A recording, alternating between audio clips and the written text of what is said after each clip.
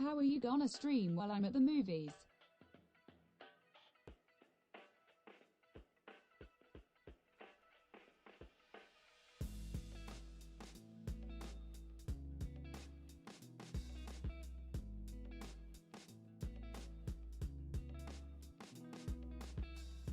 Test.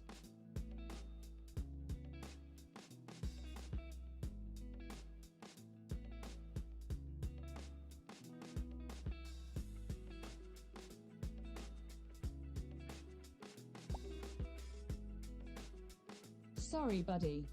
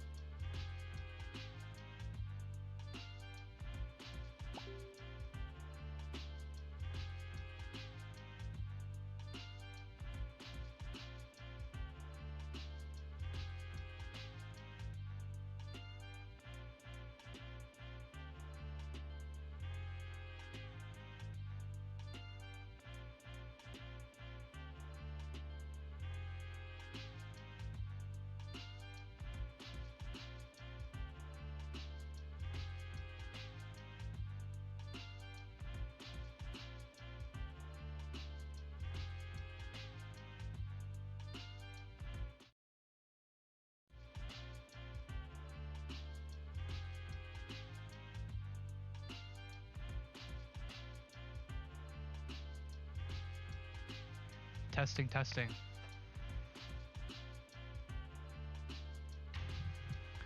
All right. How is everyone doing today? Welcome back to Movies with G-Rose. Well, whatever we want to call this. I'm going to go ahead and talk about the last week or so of movies that I've watched. Like I said last week, I want to try to do this more consistently. So, formatting wise, we'll see if it sticks this way. I might move over to streaming on Twitch and then just posting the VODs on YouTube. I don't know. I got to figure out my whole content schedule. But regardless, let's go ahead and pull up what I've watched. So, as I was saying last week, I have the AMC A-list pass now. So, going to the movies is like a way lower bar. And so pretty much everything that's coming out that's at least worth watching, I will be seeing. You can see all my ratings here. I'm going to talk about these films a little bit more in depth. As always, I will not spoil anything about any of these movies while I'm discussing them. So if you haven't seen a movie, you don't have to worry about clicking off or something like that.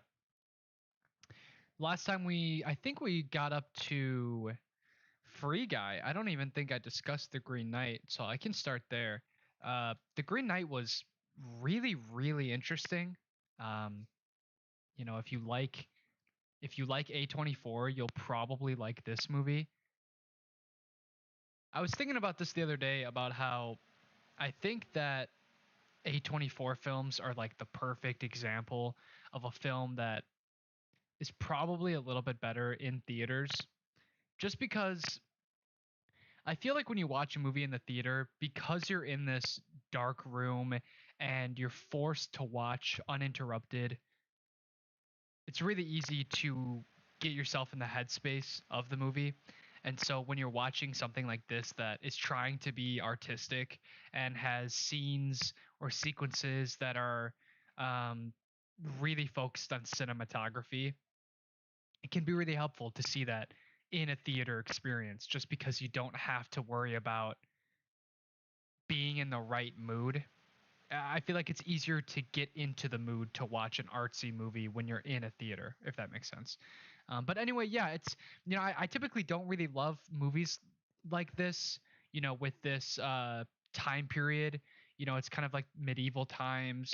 Um, Everyone's got kind of that old English accent, but the screenplay is incredible, and so is the acting. And that's all you really need for a movie like this. It's basically just a story about a guy going on a quest to get to a place, um, and he meets a bunch of deceitful, weird people on the way. That's the whole gist of the movie. I think it's only like an hour and a half long, and as you can see here in my review, the day after I saw the movie, I just couldn't stop thinking about it. And to me, that's usually the sign of a really good movie is when it's lingering with me the next day. I'm trying to figure out exactly how to articulate it, what I liked about it.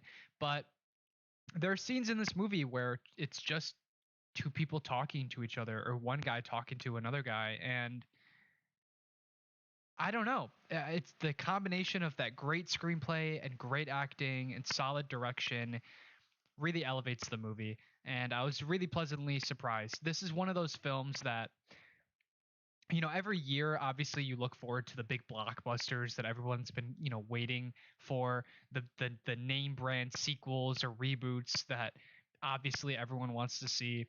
But, you never really know about these little random movies that come out unless you have your ear to the ground, and even myself, someone that loves movies a lot, I'm not online all the time, like researching, you know, indie movies that are about to come out.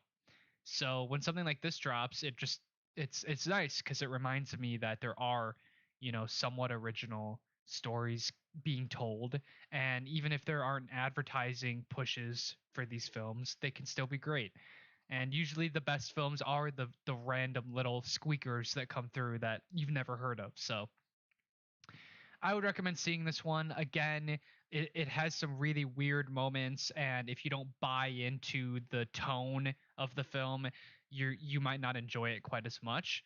But really, really, really interesting one, The Green Knight. So I would check that out if I were you. All right, next up, Candyman. Um, Candyman. Oh, I can't pull up my review because this review does have some spoilers. But Candyman was really interesting. Green Knight I gave an 8 out of 10. Just to recap, Candyman I gave a 7 out of 10, and it was really good. I liked it more than the original Candyman. The original one I didn't love. It's funny. The original Candyman I enjoyed more conceptually. Like I really appreciated what the original movie was trying to do and the message that it was trying to portray. And I like I like the idea behind the movie.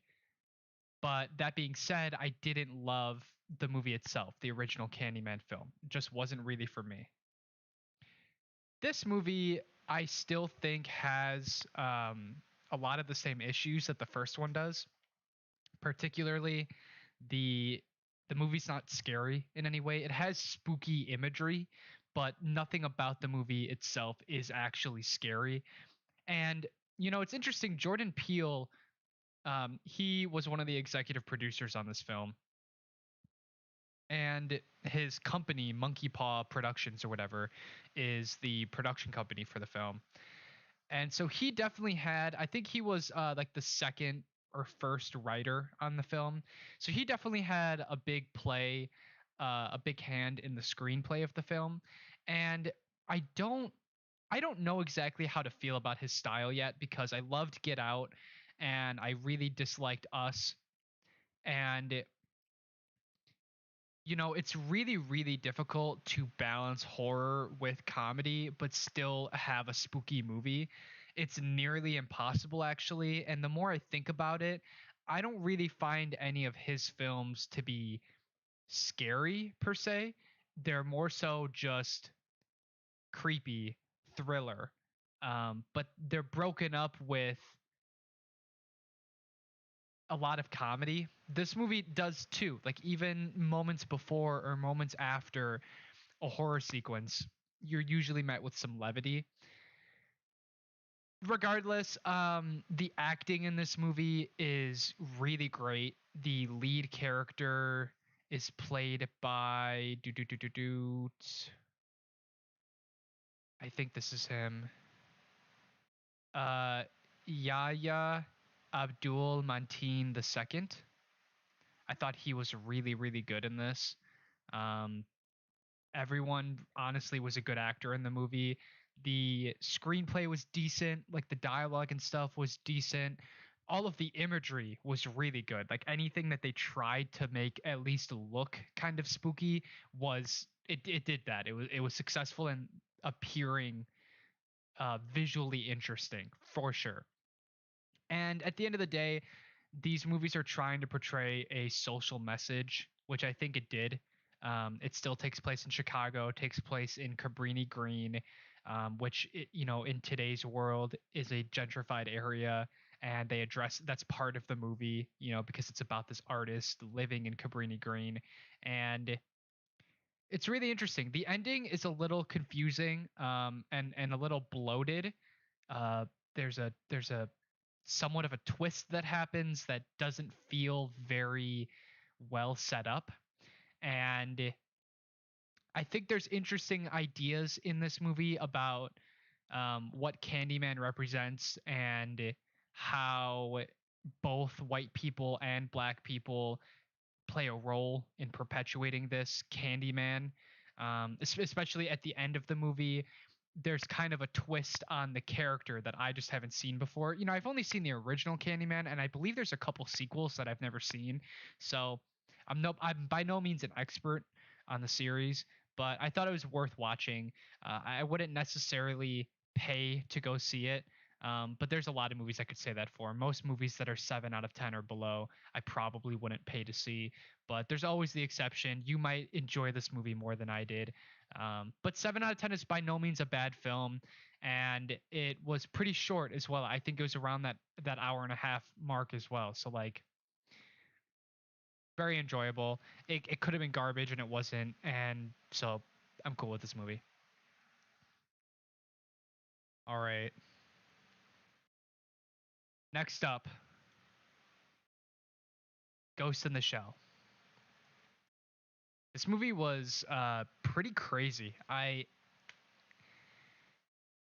So where do I start? So I've seen probably like 6 anime movies, and I've seen like 1.5 anime shows. Um, so I have a base coat of anime experience, but by no means an expert. A lot of the anime movies I've seen are more in line with like a Studio Ghibli than something like this. So it's always crazy when I watch a movie like this that's so real. And not just in terms of character and plot development, but also in terms of like how it's quote unquote filmed. The movie really does feel like it's being filmed by cameras, not animated. Crazy cool movie. I've been rewatching a couple films with Natalie. She has basically no anime experience whatsoever. So I showed her Spirited Away, which I think is a good starter. And then I had never seen Ghost in the Shell, and she hadn't either. And man, this movie was just super impressive. It's about 90 minutes, um, and it's from 1995, so it's like pretty old in terms of animation. I mean, you're talking almost 30 years ago.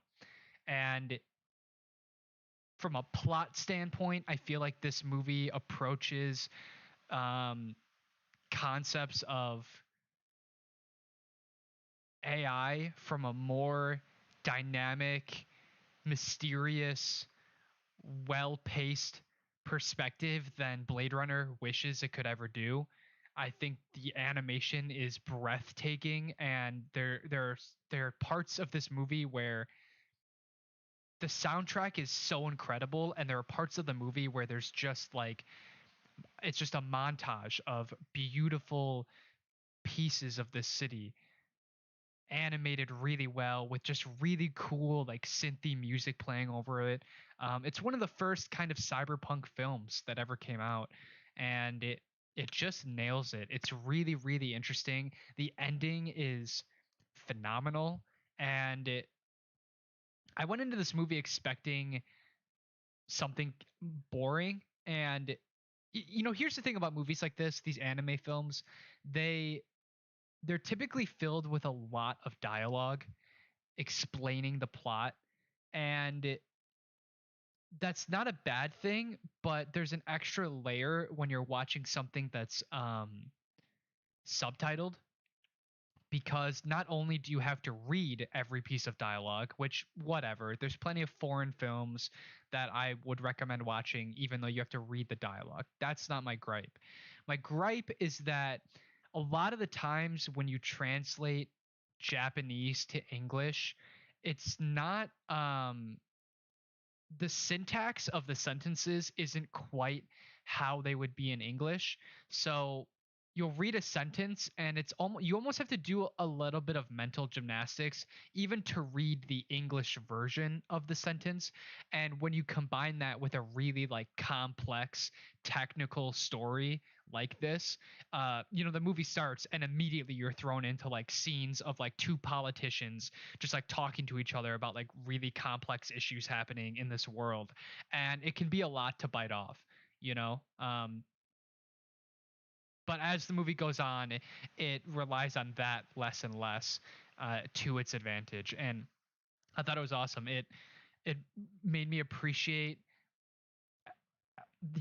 that almost hyper realistic style of animation that a lot of anime uses. And yeah, I gave it a 7 out of 10, but I liked it a lot. I would definitely revisit it. I could see myself bumping this up to an 8 out of 10 on a future rewatch, but overall surprisingly good, so I would definitely check that one out. So this is kind of silly, but I rewatched Tenet, and this is like the second or third. This is I've seen this movie 2.5 times. So the second time I watched like half of it and quit. This is the second time I've watched it front to back. Watch it with a friend. We were just kind of looking around for something to watch, and we couldn't decide on anything. So of course we ended up just rewatching some heady Nolan film. But you know, this movie after rewatching it, I've landed on a 7 out of 10, but I like it a lot. You know, the biggest downside to this film are the dialogue scenes. Nolan has no idea how to write dialogue. Female representation is so garbage in this movie. The only female character is literally just like textbook damsel in distress, and literally her whole character is I have to protect my son and I hate my husband. Like that's her whole character, which is pretty garbage. Um, those things aside, it also does everything that Nolan does best. Great set pieces, great action scenes, great scoring, um, pretty solid direction and cinematography, pretty solid acting, and a really, really interesting, complex world to build everything inside of. This movie is an espionage film at its heart, but it's also a film about time travel, and it does time travel in a way that's never been done before. Um, Typically, when in a time travel movie, someone goes into a time machine and they instantly appear in some other time period back in time. In this movie, you actually have to live it through the time again to get to the past. So imagine like you invert in time. So now you're living through time backwards, and you have to do that for a day or 2 days, and then you can go through another time machine to flip back through the normal. It's really hard to explain. It's a very complex idea, and it brings about ideas of paradoxes and fate. There's the grandfather paradox, which is if you go back in time to kill your grandfather, how could you have ever been born to commit the act? And there's a lot of interesting ideas surrounding fate and how ignorance is a tool that they have to use in order to prevent people from the future to foil their plans, right? So they don't make records of anything they're doing. They try not to tell many people, because if you tell the wrong person in the future, that information could get into the wrong hands, and the future bad guys could send people back in time to mess with things. So in an espionage movie, that's really interesting, because in espionage, you already have to be really secretive and not share information. And now you've added this extra layer on top of that that ties into the themes of the movie. So, from a writing standpoint, and just a technical, it's one of those movies where you're really confused watching it, but you have faith that there aren't plot holes, and that's what kind of makes it a fun movie to watch. You don't watch this movie necessarily for the dialogue or for like the incredible character development. You watch it to try to like break down this like interesting idea that the movie is set within. um so yeah, it's a mixed bag, because the lows are really low, especially on rewatch. The lows are really low and really boring. The villain is garbage. I've come to realize that the villain is garbage and his wife is a garbage character.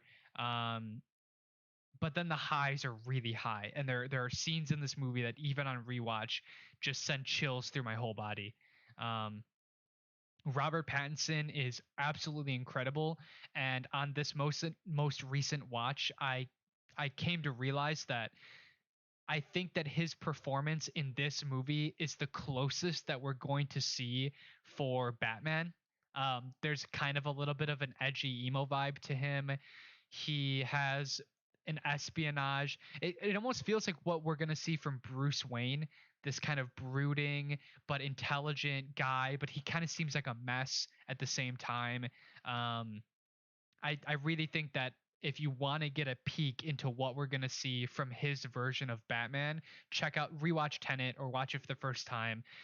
I've loved everything that he's been in recently. If you know anything about me and my taste, Robert Pattinson has been blowing me away. So definitely check the movie out for him. And David something Washington, I think, is the lead. He's also great in this. I think he's given terrible dialogue. He has a lot of like one-liners that are garbage, Maybe I'll watch it. and maybe you'll watch it. Here's the thing. It's also stupid long.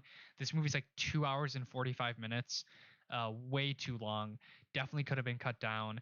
And and this movie does like this thing a lot where like a character in the movie, because the ideas of this movie are so complicated and hard to wrap your head around, there's a lot of scenes where one guy is just explaining the plot or explaining like the time travel to another person, which is fine, whatever.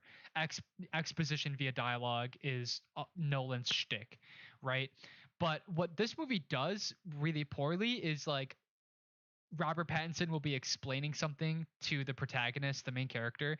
He'll explain this really interesting idea, and then the main character will literally say like, "Whoa," or he'll say like, "My head hurts." Like, it just feels like it's appealing too hard to, like, we get it, dude, your movie's complicated, we understand, like, you don't have to make your characters like the stoner person that's watching your movie. You don't need to represent that person in your film. um but yeah, really worth watching. I would rewatch this movie again just because I think it's such you really gain more and more from it from every rewatch because it's essentially telling two storylines that are overlapped and you visit those storylines at different times. And today I watched Shang-Chi and the Legend of the Ten Rings. Just got back from this earlier. Um, Marvel's been kind of dead since Endgame, and the Marvel shows have been really hit or miss. The first half of WandaVision was pretty awesome, but the second half was kind of weak and forgettable. Falcon and Winter Soldier was very forgettable. I thought Loki was the best Marvel show that we've gotten. Um, I really enjoyed the concepts that it set up and everything that it's setting up for the Marvel universe moving forward. I really enjoyed. I loved the theming of it. I liked the acting of it. And I liked that it was only 6 episodes. So Loki was still cookie cutter Marvel and had pretty so dialogue at best, but it was the best of the shows holistically, I think. And so, I think the hype for Marvel is at an all-time low, and this movie really needed to be something special. And boy, was it special! It was very fresh. Um, the first half of the movie is very cookie cutter Marvel, so dialogue, kind of cheesy comedy, kind of cheesy acting, nothing super like deep about it.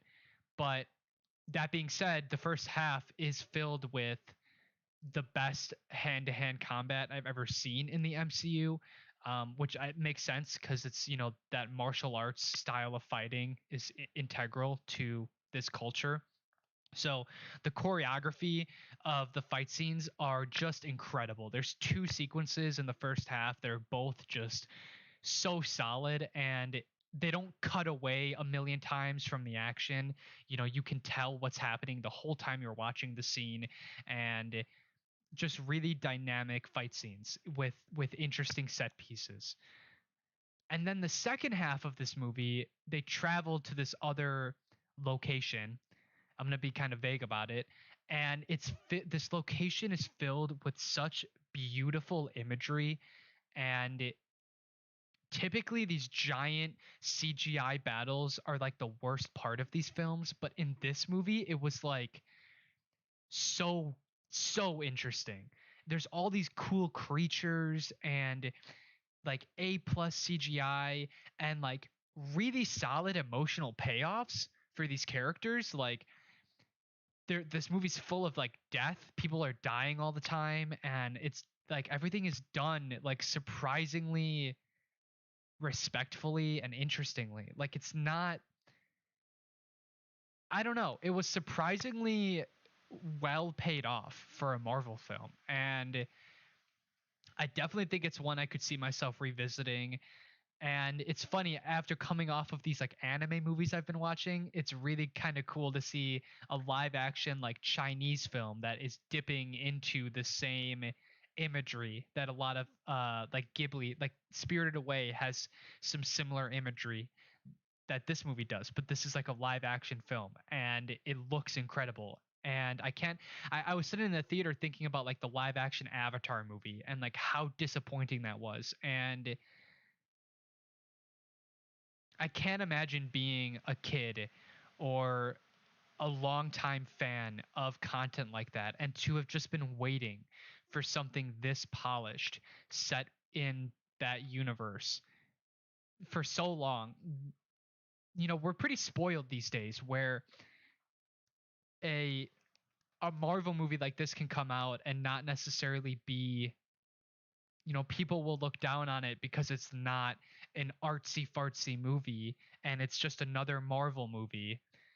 And it is, but it's also still a really interesting film to watch because of the budget that they can put into it.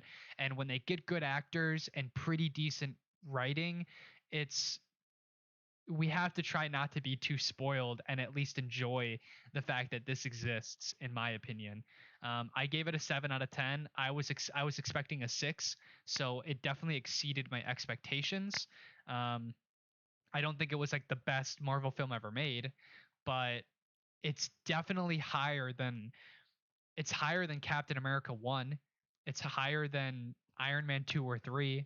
You know, it's higher than Avengers 2 or Thor 1 or Thor 2.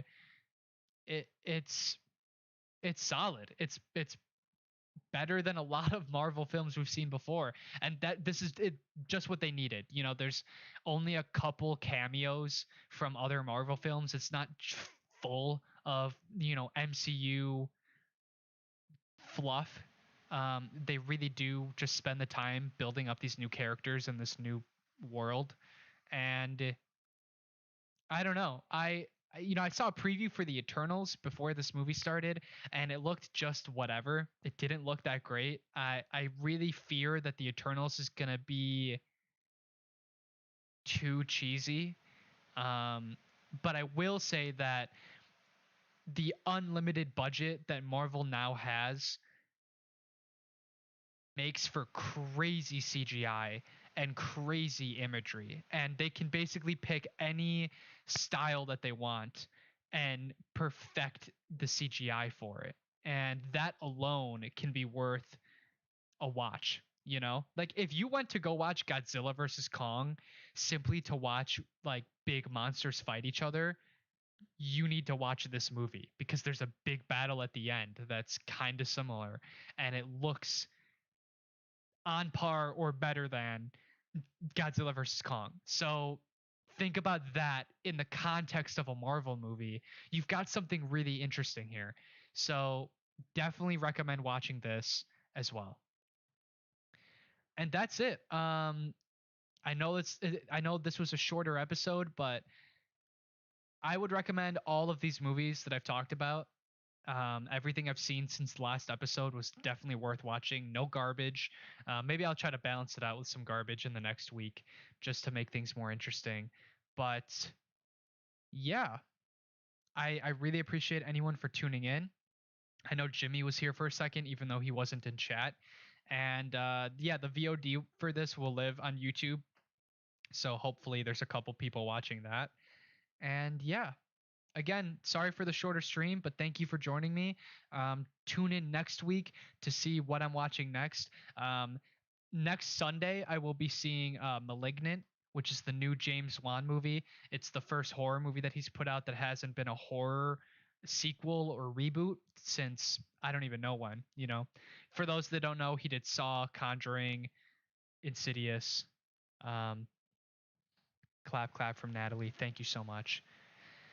Clapping hands, medium light skin tone. Clapping hands, medium light skin tone. On that note, I'll catch you guys later. Thank you so much for watching. Peace.